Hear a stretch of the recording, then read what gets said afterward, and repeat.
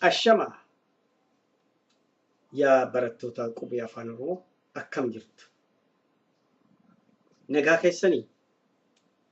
Nagaan isin haa ga'u bakka hundumattuu bakka jirtan hundumtu biyya keessas biyya alaas kan jirtan hundumtu keessanuu nagaan isin haa dhaqqabu. Fayyaan jiraadha. Qubee barsiisuudhaan ani itti fufa. Isin warri fedhii qabdan barachuudhaaf naa wajjin itti fuftu jechuudha. Warri na faana deemtan baay'ee galatamaa isiniin jedha. Oromummaa keessan agarsiisaa jirtu. Saanii fi re'een horii manaati. Saan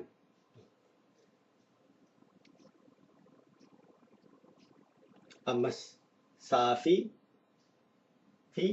saan horii manaati jennee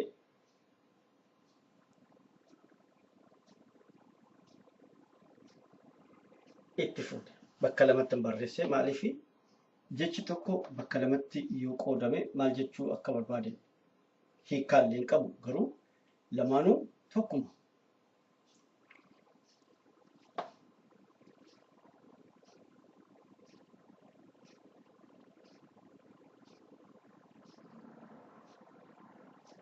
Isa tokkuma jechi akkaataa itti jedhamutu addaan ba'a malee. Sa'aa fi re'een horii manaati. Ammas deebi'ee saanis horii manaati. Eega amma qotiyyoo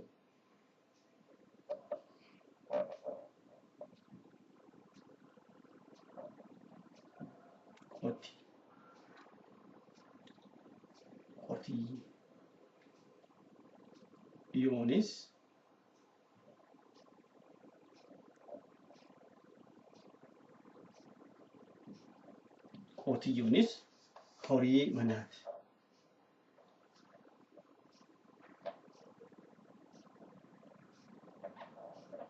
Horii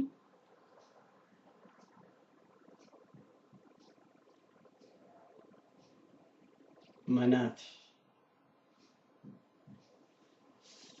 Miti qotiyyoonis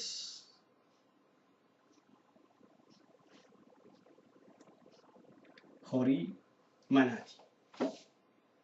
Harreenoo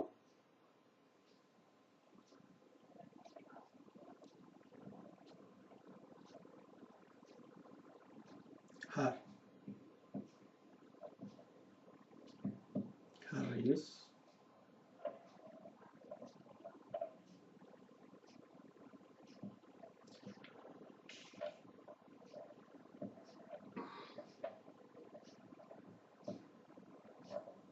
horii manaati.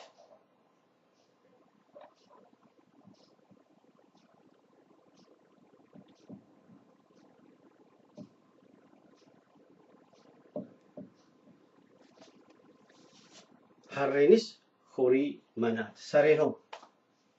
Sareen giddu galeessa. Alas jiraachuu dandeessi, mana jiraachuu dandeessi.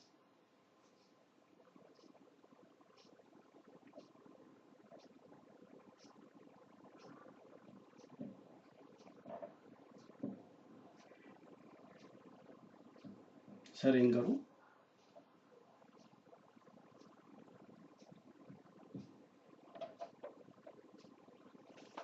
giddu galeessa.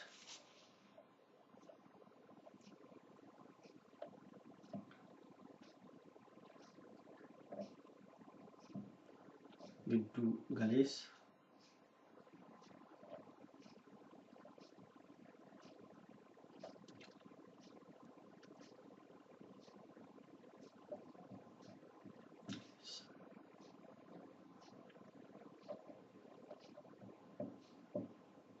Giddu galeessaadha yoo jennu sareen tokko yoo ofitti qabde mana jiraachuus ni dandeessi. Si wajjin jiraachuu dandeessi. Yoo ariites daggala galtee adamtee jiraachuu ni dandeessi. Sun horii bakka lama jiraachuu danda'udha. Hararis akkasuma. Fardis yoo ta'e. Garuu jarri kuni warra baratanidha. Warra baratanii ofitti qabdee sirriitti ofitti qabdee warra namaa wajjin jiraachuu beekanii jechuudha. Eenyu waan biraamaa waan jedhame kuni kanan yaalaa jiru afaan qubee kanan akkamitti waa tokko barreessuun akka danda'amu agarsiisu yaalaa jira. Ni barreeffama yeroo hundumaa ani tayyaalaa isinis na wajjin deemtaniif akkasuma yaaltu waraqaa irratti ta'e boordii yoo qabaatan mana boordii irratti yaaluu dandeessu. Akka boordii irratti baay'ee namatti tola. Boordii irratti barreessitanii sirriitti barreessuu ni dandeessu.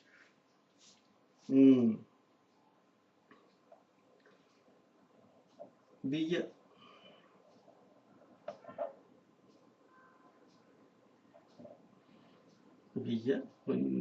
double consonant biyya keenya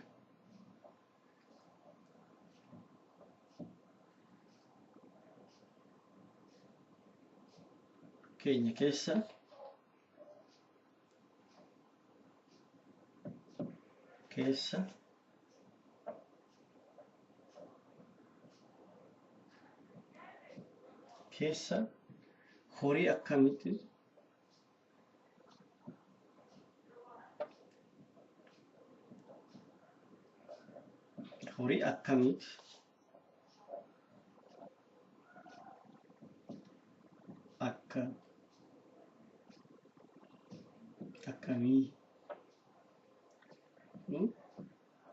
akkamiitu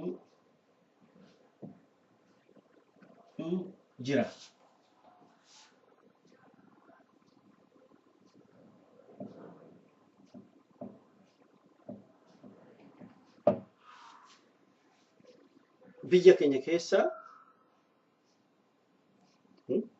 Biyya keenya keessa horii akkamiitu jira. Beektu horii akkamiiti? Ani baay'een beeku akkuma jedhe gadda viidiyoo tokkotti irratti hime baay'ee isaanii beeku baaxinnoon beeka. Garuu akka afaan biraatiinis ta'u yoo barbaachisaa ta'e sarchi godhee hundeessaa barachuu ni barbaada. Garuu amma isinitti himuudhaaf ani waan biraa barsiisuu otoo hin ta'in kanas dhufe kanan godhaa jiru qubee kanaan waan danda'ame hunda barreessuu ni danda'ama godhuu ni danda'ama jedhee agarsiisu ibsuu barbaadeetan. Ani barsiisaa mana barumsaati miti. Ani dirqama koon ba'aan jira dirqama qubee kanaa jechuudha. Kanaaf sabni Professor naan jedha malee ani professorummaan qabu. Hangan danda'etti gatii ani qubee kana gatii beekuufi akkaataa kan beeku sana saba kiyyaa wajjin qooddachaan jira malee ani professora miti. Professorummaan qabu. Sorry about it. Garuu yoo isin maqaa akka professor naa moggaastan nan fudhadha. Hanga ammaatitti na waamaa turan abbaa qubee Professor Oromoo kana naan jedhu garuu nan jaaladha hundumaa kan isin na moggaastan garuu maqaa gadhee naan kennin nan jaaladhu hin barbaadu. Gadhummaan na wajjin deemu. Sorry. Haa ta'u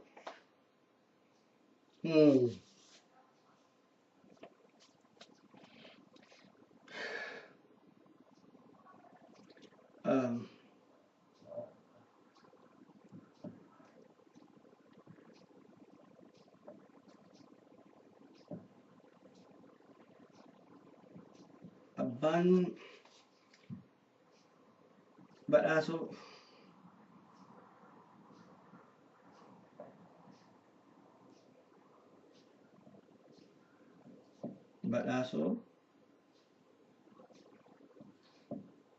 abbaan badhaasoo horii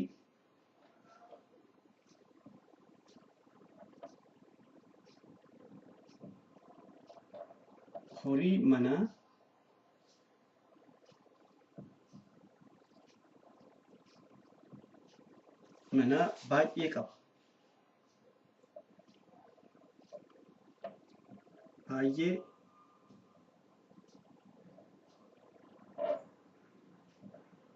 Baay'ee qaba.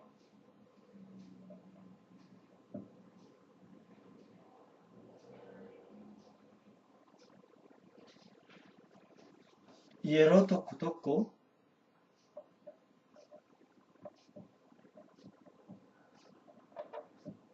yeroo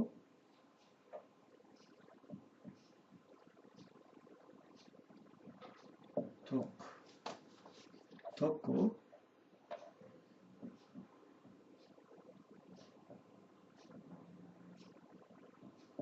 tokko baasee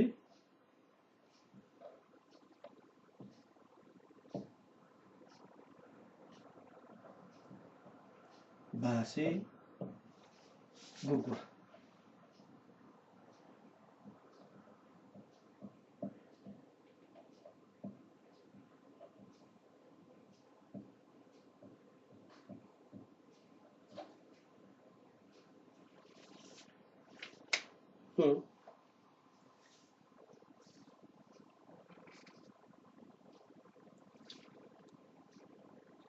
Abbaan badhaasoo horii manaa baay'ee qaba. Yeroo tokko tokko baasee gurgura. Just like that.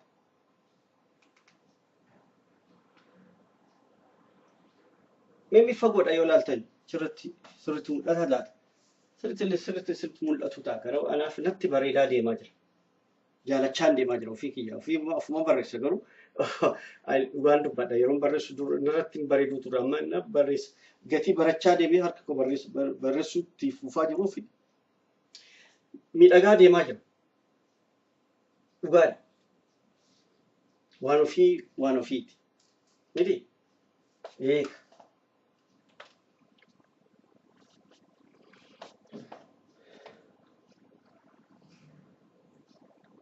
Afaan keenya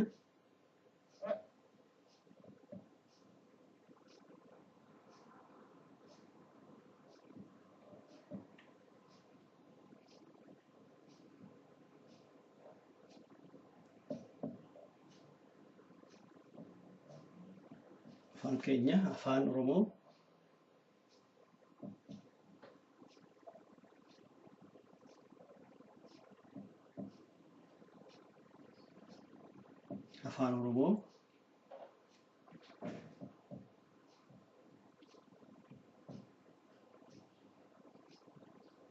Oromoo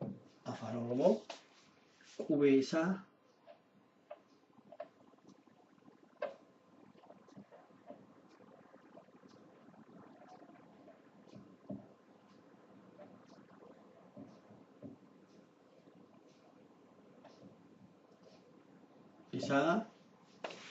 qabaachuu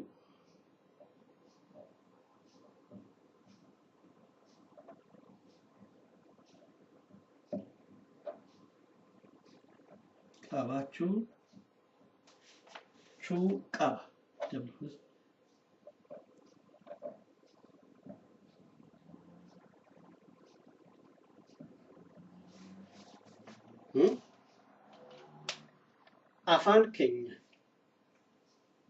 Afaan keenya afaan Oromoo qubee isaa kan ta'e jechuu barbaachisaa. Qubee isaa qabaachuu qaba. Maali?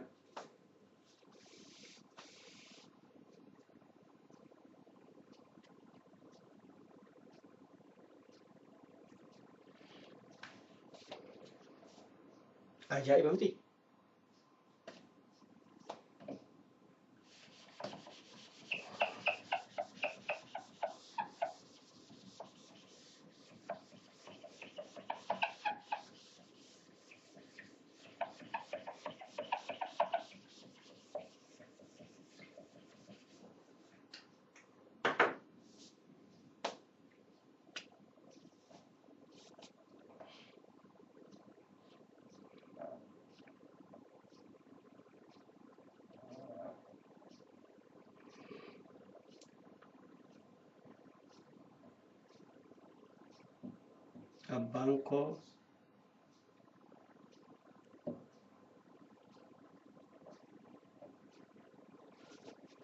Abbaan koos haati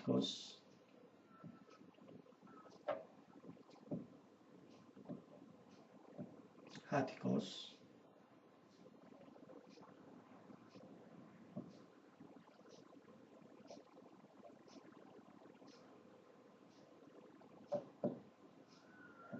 kos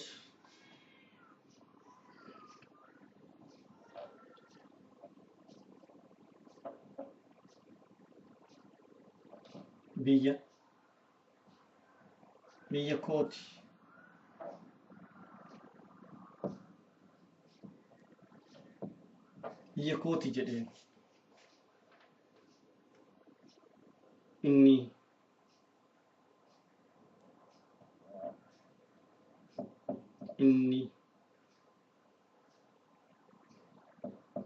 fannisamuuf deema.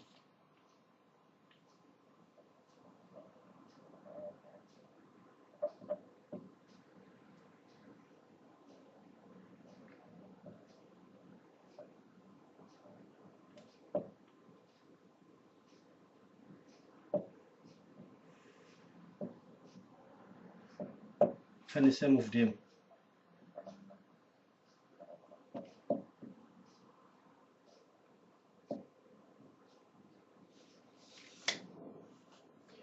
Abbaan koos haati koos biyya kooti jedhe.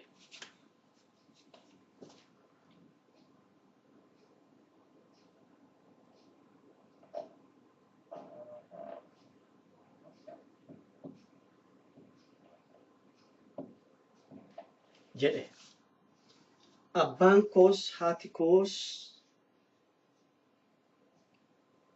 biyya kooti jedhe inni fannisamuuf deemu.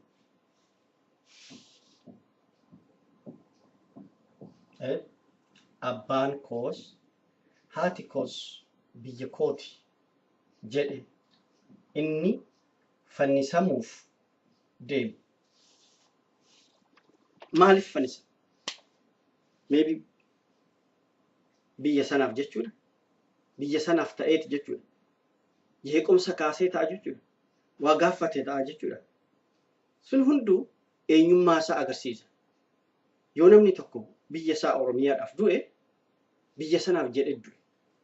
Kanaaf Oromoo goota Oromoo jedhama.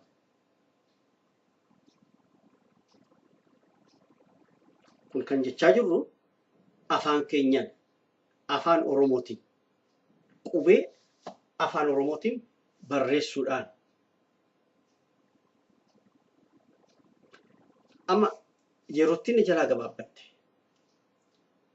Gatii yerootti jalaa dhumteef viidiyoo itti aanutti haala biraa irratti immoo haasawaa asirratti barreessaa wajjin baranna jechuudha. Gatii na dhaggeeffataniif, gatii na ilaaltaniif, gatii na wajjin deemaa jirtaniif galatooma isiniin jedha. Baay'ee isin jaalladha. Bye bye.